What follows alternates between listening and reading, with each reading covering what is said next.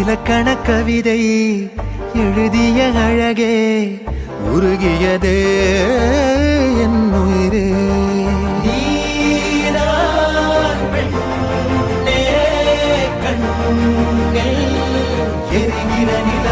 இலக்கண கவிதை எழுதிய அழகே உருகியதே என் உயிரே.